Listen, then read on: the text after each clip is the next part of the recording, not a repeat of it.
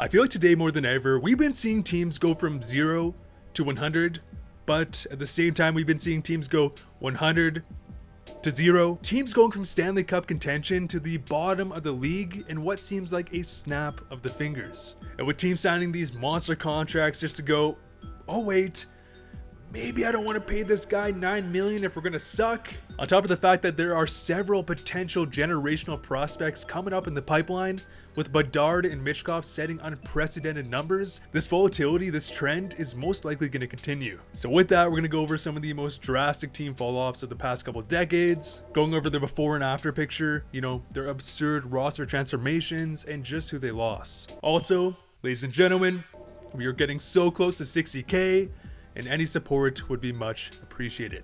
Yeah, I'm the all-star. Preseason, too long? The Ottawa Senators, and my god, they had what is perhaps the most absurd transformation not just in the NHL, but in all of North American sports. After drafting and developing their cornerstone defenseman in Erik Karlsson, they had their superstar and their building block player. They would get the biggest steal in the 2010 NHL draft, as they would pick up Mark Stone in round number 6, and I don't get it, but this is a hot take for some reason, but Mark Stone, in my opinion, is the best player from this entire draft class, and he was a few picks away from being a 7th round pick. What? They drafted Mika Zibanejad, Mike Hoffman, Jean-Gabriel Pageau, Cody Ceci. They would trade for Mark Stone, Karlsson's partner in crime, who proved to be pivotal, as he was the anchor who kept things stable on that line. And what is super important to emphasize here is all the players I just mentioned were all drafted within a 4-year time frame, many of them being absolute steals, hidden gems in their draft. So, the Sens are phenomenal drafters, and single-handedly developed their own core. The same core that would take them all the way to Game 7 of the Eastern Conference Finals, which they would lose in double OT in Game 7, but this is also a great testament to why drafting is the most important aspect in all of hockey. When you can't draft well and consistently, you have to force trades or perhaps overpay in free agency, which eats at your depth. Homegrown talents equals sustainable success. Look at Tampa. And heading into the 2018 NHL season, Ottawa was one of the best and up-and-coming teams in the entire NHL. They would trade Mika Zibanejad, which was a terrible deal, but they would also land Mr. Matt Duchene. And this was their lineup heading into the 2017-2018 season. Honestly, not bad. Karlsson, a 2-time Norris winner, Mark Stone, developing into one of the best two-way players in the game, Mike Hoffman, a 30-goal scorer, Dzingel, a 20-goal scoring depth piece, Jean-Gabriel Pageau developing well, on top of only losing Kyle Turris and adding Duchene, their prized first-line center. And here's the first line's most productive season from the prior 3 seasons on an 82-game pace. They were loaded up front with some nice depth pieces, except the Uber incident would happen, the Mike Hoffman bowling scandal would happen, and the team that was nearly in the Stanley Cup Finals would finish at the very bottom of the standings for the next 2 seasons. Teams who make it to the conference finals rarely even miss the playoffs, let alone place near last, if not dead last, for the next 4 to 5 years in a row. And this is where they would end up not even 1 year later.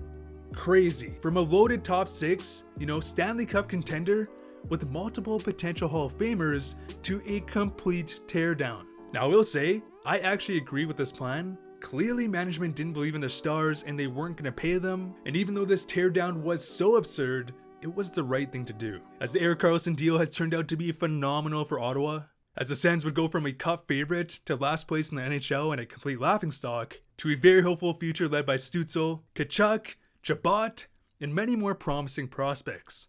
But from this to this in a 1-year span? Ludicrous. In the NHL, or just sports in general, undesirable markets will exist. Whether they have too small of a market, bad weather, bad management, bad location, certain franchises will have a tough time recruiting talent. Because, well, if they're getting paid the same, players would rather just play somewhere else. And in the case of the Columbus Blue Jackets, they have been getting slammed for exactly this reason. And I feel bad. I mean, many people actually love Columbus, but when it happens over and over again, your team will start to develop a stigma. I mean, after drafting Rick Nash and building a solid foundation, they would trade for Jeff Carter, except Carter would want out of Columbus so badly that he demanded a trade not even halfway through his first season. Brutal, but that doesn't even compare to what we've been seeing the past couple years. Because after hiring John Tortorella back in 2016, the Blue Jackets would be lifted to an all new level. In fact, they finished with 50 wins, the best season in franchise history. Everything was looking up. And after trading for Artemi Panarin, their newly prized superstar, the Blue Jackets were becoming a legit team and cup contender. Two staples on the back end with Jones and Werenski, a two-time Vezina winning goalie, Cam Atkinson coming off a 40-goal season, Josh Anderson being an absolute freight train. They would acquire Ryan Dzingel and Matt Duchene, adding a nice little cherry on top. And they had some solid depth and some other great pieces. And with this roster, the Blue Jackets would see a meteoric rise. In fact, the Blue Jackets would even sweep the Tampa Bay Lightning in the first round. Beautiful. Now, they would lose to Boston in 6 the next round, but they had momentum for the first time in franchise history. A solid core, a world-class coach, a superstar, except Panarin would depart and sign an $81.5 million contract with the New York Rangers. And well, the entire team would collapse. Sergei Bobrovsky, the backbone of their team, would also leave to Florida. Matt Duchene would leave to Nashville. Good riddance. Many players would see dramatic regression, most notably Cam Atkinson, who would go from a 40-goal season to 12. Pierre-Luc Dubois and John Tortorella would beef so badly that he would literally stop trying, and the Blue Jackets would be forced to trade him. They would even have to trade Seth Jones, and I mean, for $9 million, I don't blame him. But what is sad about this story? After years of failing to keep stars, the Blue Jackets finally did it. Unfortunately though, as fast as their rise was, so was their fall. And well, here's all the players the Blue Jackets have gained and lost in the last 2 years. And on paper, it doesn't seem as bad as it may look, but remember, Laine has been on a downward spiral, being an absolute liability on the defensive end, and extremely inconsistent at goal scoring, his one big trait. Max Domi is nowhere near the same Domi we saw in Montreal. John Tortorella, who's the heartbeat of the team, is now gone. Not saying that was the wrong decision by any means, but this team went from extremely hopeful, sweeping the Lightning with a structurally sound system, to a disaster with more questions than answers. Now with that being said, I loved the Jones trade. In my opinion, it was robbery. Bachvist, who has top 2 potential, 3 great prospects, and not having to pay Jones $9 million, amazing. So with that, I hope Columbus does a better job paying and locking down their homegrown stars, because if they don't, this will be an ongoing problem.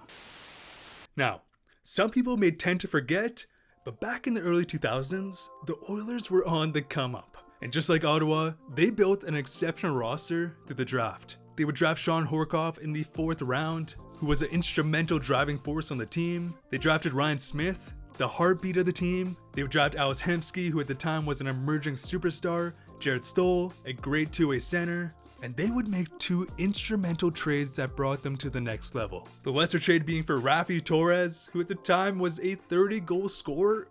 What? And of course, the blockbuster deal that brought in Chris Pronger. And well, the Oilers, now led by Chris Pronger, would shockingly make it all the way to the Stanley Cup Finals. They were on top of the world. Okay, and pause it here. Ladies and gentlemen, this right here was the last moment any Edmonton Oilers fans were truly happy. Knifed it on, brought back up by Stahl, getting back across to Williams! Score! As the Oilers were losing Game 7 to the Carolina Hurricanes. But it's okay. With several rising stars, great veteran pieces, and now a lockdown Hall of Famer in Chris Pronger, they had a bright future. Except, rumors would come out that Chris Pronger had an affair with an Edmonton weather girl. Now, rumors, people, I personally don't believe them, but if you ask anyone in Edmonton, they will go to their grave with this one, as this rumor was strongly tied to the fact that Chris Pronger's wife did not want anything to do with the city of Edmonton, even though he was in year 1 of his 5-year, $31.25 million contract. And because of this, Chris Pronger, who just led this hopeful team to the playoffs, would be traded to the Anaheim Ducks. Because his wife requested a trade? Brutal. And when a star goes, you lose a lot of free agency interest. And well, this move alone put the Edmonton Oilers into a downward spiral. as they would go from being 1 goal away from a Stanley Cup to making the playoffs once in the next 14 years, on top of a 10-year playoff drought. And this single move can be tied to why the Oilers have been the laughingstock of the NHL for the past decade. And of course is the reason why that Chris Pronger is the most hated man in Edmonton, as his absence, as his trade, single-handedly collapsed the Oilers and led to the current day Oilers we see today, who can't seem to do anything right. Now, this collapse did lead to Connor McDavid, but that only took 10 years to get any hope back. And it's crazy that a single move could devastate an up-and-coming franchise this badly. Devastation the franchise is now just recovering from 15 years later. Oh wait, who's there? No, Ken Holland, don't you do it? No, that's enough. We can't take it anymore, Kenny. No, Kenny, we need that cap for depth. You know, the one thing the Oilers desperately need to succeed. What?